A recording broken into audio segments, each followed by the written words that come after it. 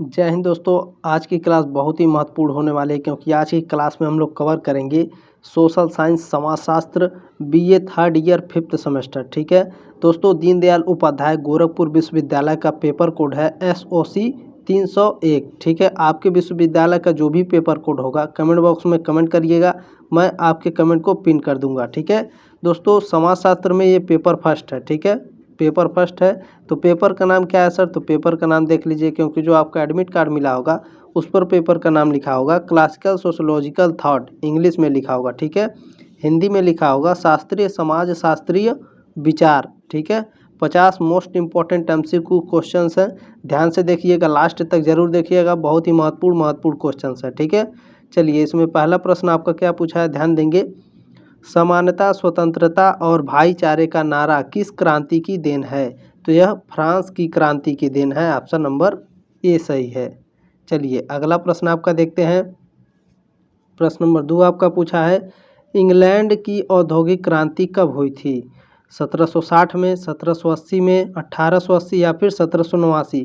तो दोस्तों इंग्लैंड की जो औद्योगिक क्रांति हुई थी वह 1760 ईस्वी में हुई थी, ऑप्शन नंबर ए हो जाएगा। चलिए अगला प्रश्न आपका क्या है, प्रश्न नंबर 3 पूछा है, प्रारंभ में आगस्ट काम्टे ने समाजशास्त्र को नाम दिया था सामाजिक स्थिति विज्ञान, सामाजिक भौतिकी, समाज विज्ञान या फिर सामाजिक सांख्यिकी?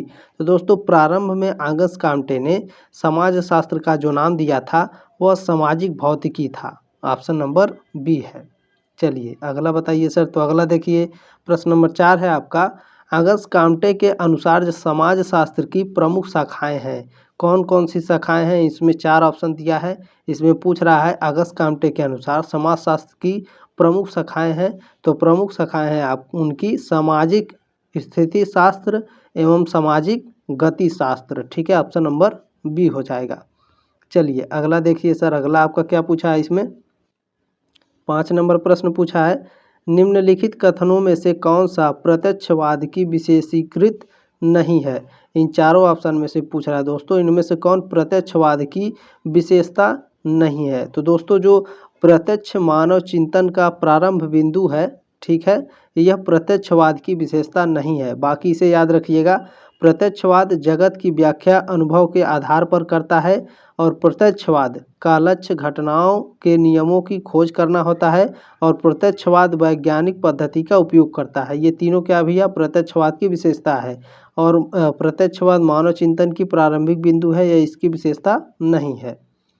चलिए उम्मीद है दोस्तों आपको समझ में आ रहा होगा। इस क्लास को शेयर कर दीजिएगा, कम से कम एक लोग को जरूर शेयर करिएगा आप अपने दोस्त को साथ व्हाट्सएप पे। ठीक है, ये जरूर एक लोग जुड़े होंगे, एक लोग को जरूर शेयर करिएगा। 6वां नंबर प्रश्न है आपका, मानवता का धर्म शब्द के साथ किसका नाम जुड़ा है? मानवता धर्म शब्द जो है दोस्तों वह इन चारों में से किसके साथ जुड़ा है? Max Weber, August Comte, Emmanuel Durkheim या फिर मैक्स मूलर? तो दोस्तों जो मानवता का धर्म शब्द है वह आगस्ट काम्टे के साथ जुड़ा है, ऑप्शन नंबर बी हो जाएगा। ठीक है, बी हो जाएगा यहाँ पर बी। चलिए अगला प्रश्न है आपका 7वां नंबर प्रश्न है, सामाजिक स्थिति की एवं सामाजिक गतिकी की अवधारणा किसके द्वारा प्रतिपादित की गई? हर्बर्ट स्पेंसर के द्वारा, टालकाट पार्सन्स के द्वारा या फिर आगस्ट काम्टे द्वारा या फिर कार्ल मार्क्स के द्वारा? तो दोस्तों जो सामाजिक स्थिति की एवं सामाजिक गतिकी, ठीक है, सामाजिक स्थितिकी एवं सामाजिक गतिकी की जो अवधारणा है दोस्तों यह आगस्ट काम्टे के द्वारा दी गई थी। ठीक है, ऑप्शन नंबर सी हो जाएगा। प्रश्न नंबर 8 आपका पूछा है दोस्तों, आगस्ट काम्टे के विकास के विचार इनमें से किन 3 अवस्थाओं में निहित है? क्या पूछा है भैया आपका? 4 ऑप्शन दिया है और पूछ रहा है आगस्ट काम्टे के विकास के विचार इनमें से किन 3 अवस्थाओं, ठीक है, 3 अवस्थाओं में निहित है? तो दोस्तों जो आपका धार्मिक, तात्विक एवं प्रत्यक्षवादी व्यवस्था है, ठीक है, यह क्या है? आगस्ट काम्टे के विचार है। ठीक है, याद रखिएगा इन 3 अवस्थाओं में निहित होती हैं इनके विचार, इनके विकासवादी विचार। ठीक है, चलिए 9वां प्रश्न आपका पूछा है, आगस्ट काम्टे का प्रत्यक्षवाद सम्मिलित नहीं करता है, निरीक्षण सम्मिलित नहीं करता है, परीक्षण, तुलना या अवबोध? तो आगस्ट काम्टे का जो प्रत्यक्षवाद है दोस्तों यह तुलना को सम्मिलित नहीं करता है, ऑप्शन नंबर सी है। प्रश्न नंबर 10 आपका पूछा है दोस्तों, कोंत के अनुसार निम्नलिखित विज्ञानों में से कौन सबसे कम सामान्य है? जीव विज्ञान, रसायन विज्ञान, भौतिक विज्ञान या समाजशास्त्र? तो अगस्त काम्टे के अनुसार दोस्तों उनके विज्ञानों में सबसे कम सामान्य जो है वह समाजशास्त्र है। ठीक है, ऑप्शन नंबर डी हो जाएगा 10 का। चलिए अगला प्रश्न आपका क्या पूछा है? प्रश्न नंबर 11 पूछा है, सामाजिक डार्विनवाद से कौन निकटता से जुड़ा है? तो यह हर्बर्ट स्पेंसर जुड़े हैं भैया आपके। कौन जुड़े हैं? हर्बर्ट स्पेंसर आपके सामाजिक डार्विनवाद से जुड़े हैं। 11 का सी हो जाएगा। चलिए 12वां नंबर प्रश्न क्या है आपका? किसने कहा है कि उद विकास सरलता से जटिलता, समरूपता से विषमरूपता और अनिश्चित से निश्चित की ओर होता है? यह किसने कहा है? तो यह आपके हर्बर्ट स्पेंसर जी ने कहा है। इन्होंने क्या कहा भैया? तो हर्बर्ट स्पेंसर ने कहा है उद विकास सरलता से जटिलता, समरूपता से विषमरूपता और अनिश्चित से निश्चित की ओर होता है। चलिए कोई बात नहीं, अगला प्रश्न देखिए आप। प्रश्न नंबर 13 आपका पूछा है, निम्नलिखित में से कौन सा स्पेंसर द्वारा वर्णित समाज का प्रकार नहीं है? यौगिक समाज, सरल समाज या फिर जटिल समाज? तो दोस्तों स्पेंसर द्वारा वर्णित समाज का प्रकार जो नहीं है वह यौगिक है। ठीक है, यौगिक प्रकार का जो समाज है वह हर्बर्ट स्पेंसर द्वारा वर्णित नहीं है, याद रखेंगे। चलिए 14वां नंबर प्रश्न है आपका, उद विकास की प्रक्रिया है चक्रीय है, रेखीय है या फिर दोनों है? तो उद विकास की प्रक्रिया दोनों है, चक्रीय व रेखीय। प्रश्न नंबर 15 आपका पूछा है दोस्तों, प्रकार्यवाद के क्षेत्र में अंशदान देने वाले निम्नलिखित चिंतकों को कालक्रम अनुसार सही क्रम में चिन्हित कीजिए। तो इनको सही क्रम में कैसे चिन्हित करेंगे? तो याद रखेंगे प्रकारवाद के क्षेत्र में अंशदान देने वाले जो एक समान थे, कालानुक्रम जो थे वह सबसे पहले आए थे आपके दोस्तों स्पेंसर, उसके बाद आए थे दुर्खिम, फिर पार्सन्स आए थे, उसके बाद मर्टन आए थे, याद रखिएगा। ठीक है, स्पेंसर, दुर्खिम, पार्सन्स, उसके बाद मर्टन। ठीक है, याद रखेंगे स्पेंसर, दुर्खिम, पार्सन्स और मर्टन। मैंने एक प्रश्न को 2 बार इसीलिए दोस्तों पढ़ता हूँ, आपको दोबारा यह क्लास देखने को जल्दी टाइम नहीं मिलेगा। ठीक है, और मिलता भी नहीं है, बहुत केवल 50% ही ऐसे स्टूडेंट हैं दोस्तों जो दोबारा क्लास को देख पाते हैं। ठीक है, कोई बात नहीं है, एक ही बार में मैं चाहता हूँ आपको अच्छे से याद हो जाए। ठीक है, इसीलिए 2 बार मैं पढ़ता हूँ एक प्रश्न को। चलिए 16वां नंबर आपका प्रश्न आपका क्या पूछा है? 16वां नंबर प्रश्न है आपका, परिवर्तन सरलता से जटिलता, समरूपता से विषमरूपता और अनिश्चित से निश्चित की ओर होता है, यह कथन किसका है?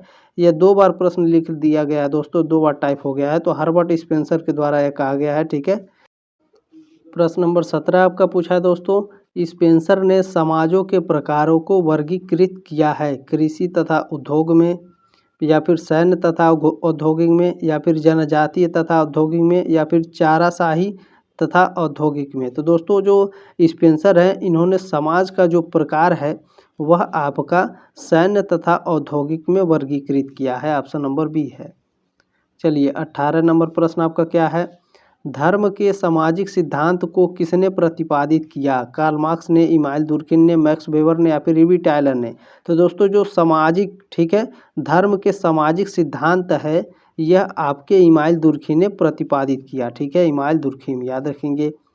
चलिए 19 नंबर प्रश्न है आपका, निम्नलिखित में से कौन सी एक अवधारणा दुर्खिम द्वारा प्रतिपादित नहीं है? 4 अवधारणा दी है और इन चारों में से पूछ रहा है कौन इमानुएल दुर्खिम द्वारा प्रतिपादित नहीं है। तो जो विज्ञानों का वर्गीकरण है दोस्तों यह इमानुएल दुर्खिम द्वारा प्रतिपादित नहीं है। बाकी श्रम विभाजन, आत्महत्या और सामाजिक तथ्य ये क्या है? इमानुएल दुर्खिम द्वारा प्रतिपादित है। चलिए अगला प्रश्न है आपका 20 नंबर, आत्महत्या का सिद्धांत किसने प्रतिपादित किया? ये 100% प्रश्न आएगा, याद रखेंगे। ठीक है, जो आत्महत्या का सिद्धांत है दोस्तों यह इमानुएल दुर्खिम ने दिया था, ऑप्शन नंबर सी हो जाएगा। चलिए 21 नंबर प्रश्न आपका क्या पूछा है, यह कथन किसका है? सामूहिक चेतना व्यक्तिगत चेतना से विशेष रूप से भिन्न है, यह कथन किसका है? तो दोस्तों यह कथन आपका इमानुएल दुर्खिम का। ठीक है, इमानुएल दुर्खिम ने क्या कहा था भैया? तो इमानुएल दुर्खिम ने आपका कहा था कि जो सामूहिक चेतना होती है व्यक्तिगत चेतना से विशेष रूप से भिन्न होती है। ठीक है, चलिए उम्मीद है दोस्तों आपको काफ़ी अच्छे से समझ में आ रहा होगा। 22 नंबर प्रश्न है आपका, इमाइल दुर्खिम ने इस जनजाति का अध्ययन किया है? किस जनजाति का अध्ययन किया भैया? इमाइल दुर्खिम ने किस जनजाति का अध्ययन किया है? तो अरुंटा जनजाति का। ऑप्शन नंबर ए हो जाएगा 22 का। चलिए अगला प्रश्न आपका 23 नंबर है। एक बात और दोस्तों, दूसरे विश्वविद्यालय में जो 75 क्वेश्चन पूछे जाते थे उसमें 65 करने होते थे, ठीक है। तो मैंने पेपर पहले भी करा दिया है, 2023-24 का पेपर है, तो उस पेपर को भी देख लीजिएगा, ठीक है। मैंने प्लेलिस्ट में उसका क्लास कराया है, तो प्लेलिस्ट में जाकर खोज लीजिएगा, ठीक है, और देख लीजिएगा उस क्लास को, बहुत हेल्प मिलेगी, ठीक है। आपको पता लग जाएगा कि किस तरह से प्रश्न पूछे जा रहे हैं आपके एग्जाम में, ठीक है। चलिए 23 नंबर प्रश्न आपका पूछा है, सामाजिक तथ्यों को सामाजिक वस्तुओं जैसे समझा जा सकता है, यह विचार किसने प्रतिपादित किया है? यह विचार इमाइल दुर्खिम ने प्रतिपादित किया है। चलिए अगला प्रश्न आपका क्या है? 24 नंबर प्रश्न है, निम्नलिखित में से किसने सामूहिक प्रतिनिधान की अवधारणा प्रस्तुत की है? तो दोस्तों जो इमाइल दुर्खिम थे, ठीक है, इन्होंने सामूहिक प्रतिनिधान की अवधारणा प्रस्तुत की है। चलिए 25 नंबर प्रश्न आपका क्या पूछा भैया? समूह मन की चर्चा की गई है भौगोलिक उपागम में, मनोवैज्ञानिक उपागम में, समाजशास्त्री उपागम में, या उपरोक्त में से कोई नहीं? तो दोस्तों जो समूह मन की चर्चा की गई है यह आपकी किस में की गई है भैया? तो 25 का ऑप्शन नंबर बी है, मनोवैज्ञानिक उपागम में की गई है, ठीक है। समूह मन की चर्चा किस में की गई है? मनोवैज्ञानिक उपागम में। चलिए अगला प्रश्न आपका क्या है? 26 नंबर प्रश्न है दोस्तों, ध्यान देंगे यहाँ पर, मैं थोड़ा इसमें चेंज करूँगा। देखिए चलिए 26 नंबर प्रश्न आपका क्या है? The elementary forms of the religious life पुस्तक किसने लिखी है? यह पुस्तक किसने लिखी है भैया? तो इमाइल दुर्खिम ने लिखी है, ठीक है। एक बात और दोस्तों, ये जो पुस्तक है, ठीक है, पुस्तकों पे मैंने दोस्तों एक पूरी क्लास कराई है, मैराथन क्लास पुस्तकों पर, ठीक है। तो प्लेलिस्ट में लिंक है, जा कर के देख लीजिएगा। पुस्तक से कम आपके 8 प्रश्न पूछे जाते हैं, ठीक है, 6 से 8 प्रश्न के बीच में आते हैं हर साल, ठीक है। तो जा कर के देख लीजिएगा, बहुत ही इम्पोर्टेंट क्लास वो मैंने कराई है। और जो पुस्तकें होती हैं इसका प्रकाशन वर्ष भी पूछता है, ठीक है। तो प्रकाशन वर्ष भी मैंने करा दिया है, कब लिखी गई थी, किसके द्वारा लिखी गई थी, मैंने सब बताई है, ठीक है। तो उस क्लास को भी देख लेंगे। चलिए अगला प्रश्न इसमें देखेंगे, 27 नंबर आपका है, दुर्खिम के अनुसार आधुनिक कानून का स्वरूप है दमनकारी, प्रतिकारी, मानकारी या औपचारिक? तो दुर्खिम के अनुसार जो आधुनिक कानून का स्वरूप है दोस्तों वह दमनकारी है, ठीक है। ऑप्शन नंबर ए हो जाएगा 27 का। चलिए 28 नंबर प्रश्न आपका क्या है? 28 नंबर पूछा है, समाजशास्त्र का ब्रिटिश पिता किसे कहा जाता है? तो समाजशास्त्र का जो ब्रिटिश पिता है इमाइल दुर्खिम को कहा जाता है। ऑप्शन नंबर सी हो जाएगा। चलिए 29 नंबर प्रश्न है आपका, किसने कहा है कि इतिहास अभिजात वर्ग की कब्रगाह है? कार्ल मार्क्स ने कहा है, रेंडल कोलिना ने कहा है, पैरेटो ने कहा है, या फिर इमाइल दुर्खिम ने कहा है? तो दोस्तों इतिहास अभिजात वर्ग की कब्रगाह है, यह पैरेटो ने कहा है। ऑप्शन नंबर सी है। चलिए 30 नंबर प्रश्न आपका पूछा है, द माइल्ड एंड सोसाइटी पुस्तक किसने लिखा है? पैरेटो ने, स्पेंसर ने, पार्सन्स ने, या फिर मैक्स वेबर ने? तो दोस्तों द माइल्ड एंड सोसाइटी जो पुस्तक है यह पैरेटो ने लिखी है, ठीक है। ऑप्शन नंबर ए है। चलिए अगला प्रश्न है आपका, नोट इसमें करिएगा, ध्यान दीजिएगा। साल 1916 में लिखी गई किताब द माइंड एंड सोसाइटी के लेखक इतालवी समाजशास्त्री और अर्थशास्त्री विल्फ्रेडो पैरेटो हैं, ठीक है। पैरेटो का पूरा नाम क्या है भैया? तो विल्फ्रेडो पैरेटो। यह किताब कब लिखी गई थी? 1916 में, याद रखेंगे। चलिए 31 नंबर प्रश्न है, ऐतिहासिकवाद की विशेषताएं हैं। ये 4 ऑप्शन दिया है और पूछ रहा है इनमें से कौन ऐतिहासिकवाद की विशेषताएं हैं? तो दोस्तों जो ऐसे प्रश्न आते हैं उपरोक्त सभी, ठीक है, इनमें 80% उत्तर जो होते हैं उपरोक्त सभी वाले सही होते हैं। तो ध्यान में रख कर के जाइएगा, जो नहीं आएगा तो आप लगा सकते हैं, ठीक है। अगर आएगा तो अच्छे से पढ़ लीजिएगा। देखिए ऐतिहासिकवाद की जो विशेषताएं होती हैं वो सापेक्षिक प्रकृति की होती हैं, परिवर्तन का अध्ययन होती हैं, और आणविक एवं समग्रवादी प्रवृत्तियां होती हैं, ठीक है। चलिए अगला प्रश्न आपका देखते हैं, 32 नंबर प्रश्न है आपका, निम्नलिखित में से किसकी विशेषता वर्गहीन समाज है? इनमें से चारों में से दोस्तों पूछ रहा है कि किसकी विशेषता वर्गहीन समाज है।